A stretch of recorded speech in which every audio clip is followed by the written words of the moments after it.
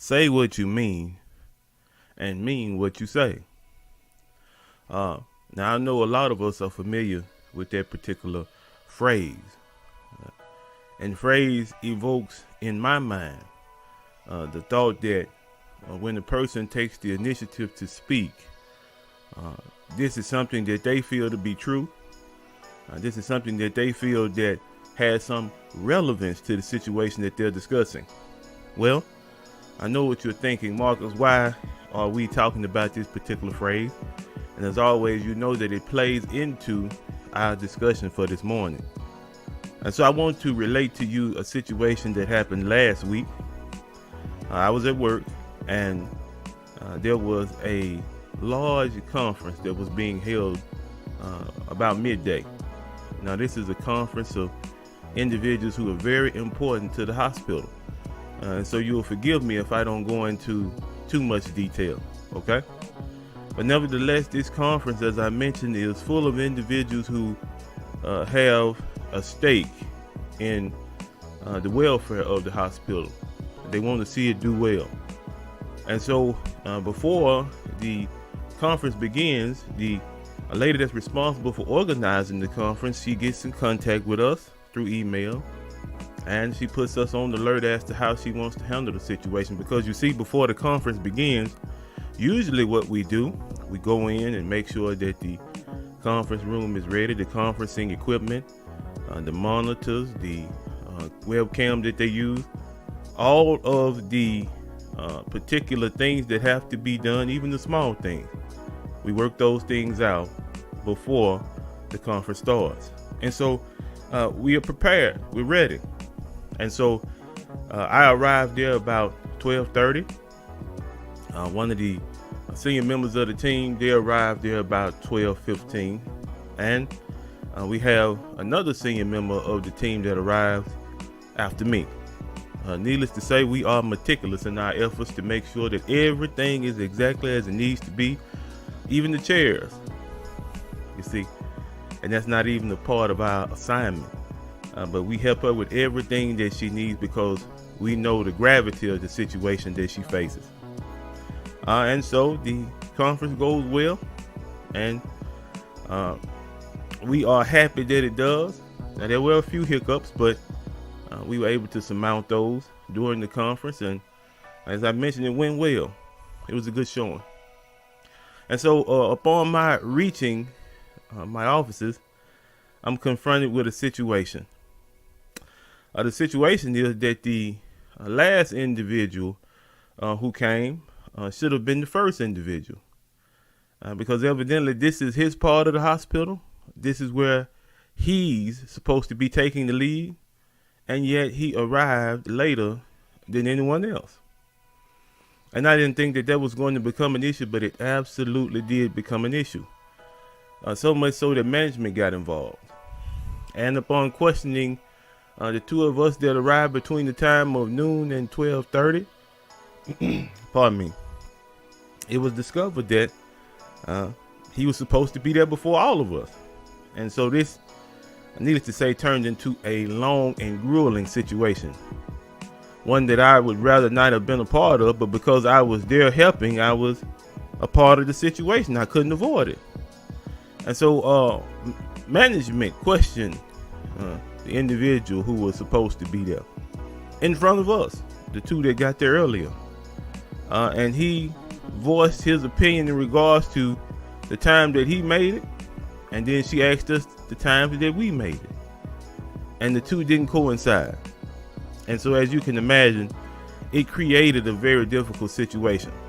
Okay? But enough about that story. What am I trying to emphasize? What am I trying to emphasize? In life, there are going to be situations that are going to test your integrity. They're going to test whether or not you have the fortitude to stand on what you say, right? And in that particular situation, even though I didn't think it was a big deal because the conference went well, everything fell into place exactly how we wanted it to, this was still an issue. So now, what was the expectation? What did this gentleman think was going to happen? I make it a policy that I don't lie for anyone. I make it a policy that I try to be truthful and honest regardless, even if it paints me in a bad light. I try to be. Because here's the thing about the way that I live, and I advocate for this. I advocate that people are intentional about the things that they do. I advocate that you look at things that you are put into in life and you make decisions that you know you can live with, decisions that you can stand on. So when I get involved in a project and I say that this is something that I believe that I can handle, that's exactly my intention.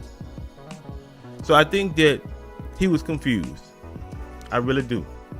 And I think that he was looking at us to say something that wasn't true. And I'm just not going to do that. I'm not going to allow a situation to violate me like that. This is what I said. I'm standing on it. I was there at 12:30. He was there after me. And so as you can imagine, it created a tense atmosphere. And even though I'm an individual that's about positivity and peace and things of that sort, I'm ready for those kinds of situations too, because of the fact that you have to understand that whatever it is that you stand on, regardless of what it may be, whether it's a political view, which I don't have, it's religious views, maybe it's views about family, regardless of what views you have, there is always going to be someone who disagrees with your view. Always. And so when you meet those kinds of individuals who disagree with your views, sometimes the disagreement becomes one that is, what can we say? One that is rather outspoken. Maybe the person disagrees with you so much so that they become belligerent, right? Does that mean that you should alter your stance? Does that mean that you should react to their emotion to allow them to move you away from what you know to be true? Absolutely not. I said it. I'm gonna stand on it. Because I remember growing up, that's one of the things that my father would say. Stand on your word. Stand on your word. So the situation really taught me that even though positivity is something that I hold dear, I hold manhood dear also. And the intersection between being a man and being positive is knowing that there are going to be some situations where you have to stand on your word. That's the intersection. It is.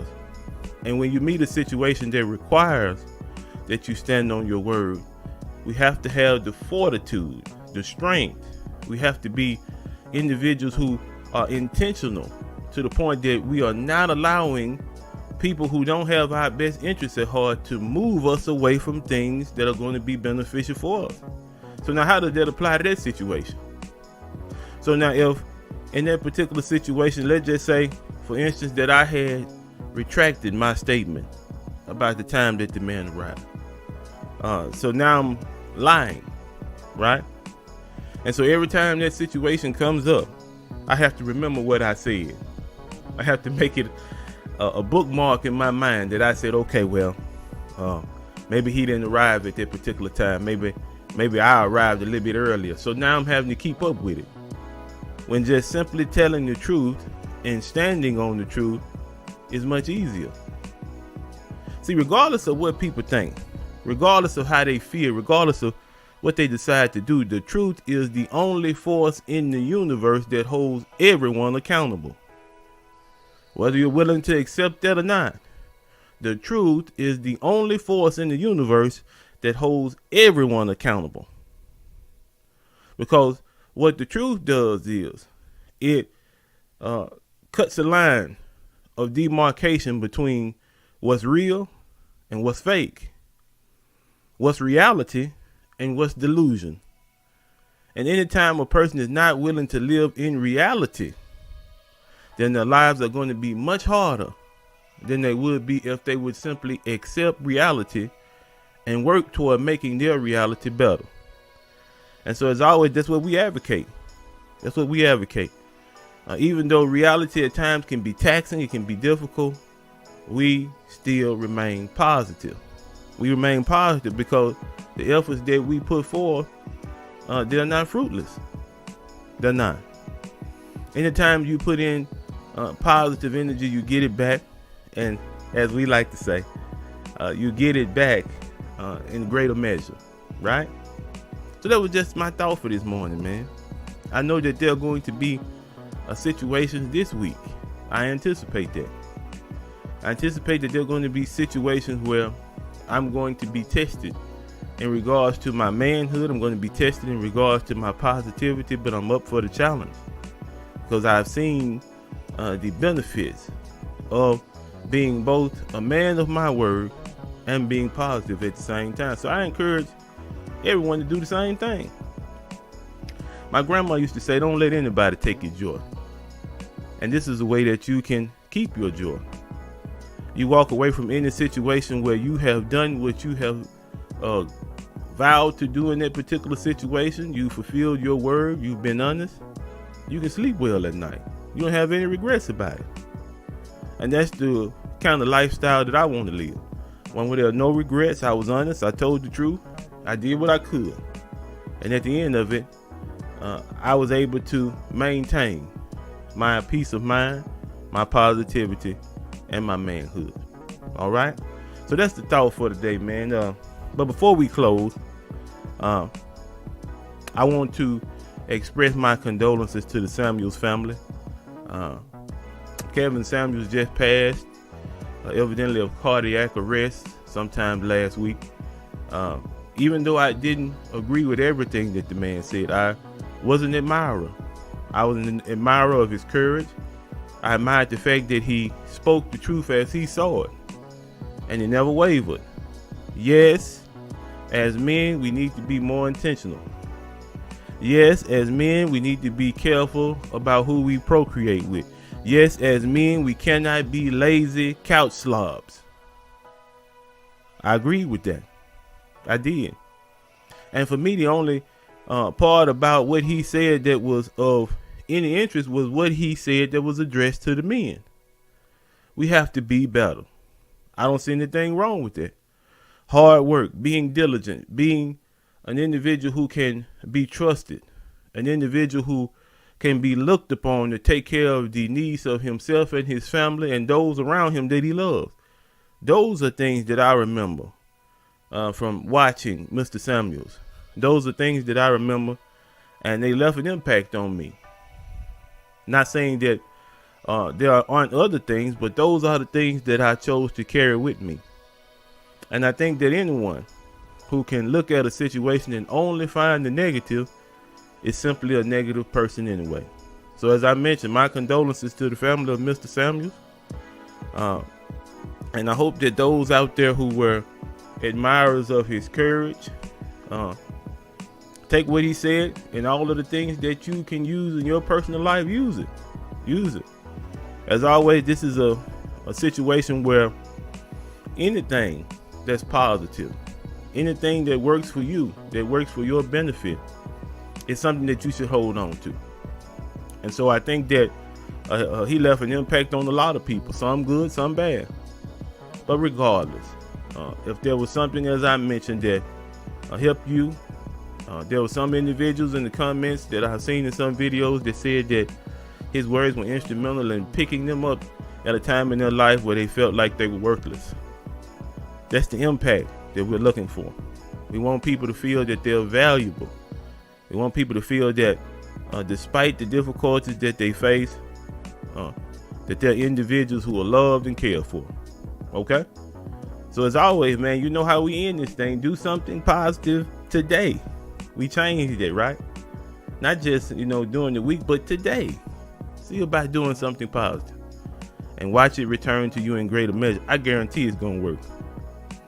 I don't guarantee a lot of things, but that's one of the things that I guarantee. All right?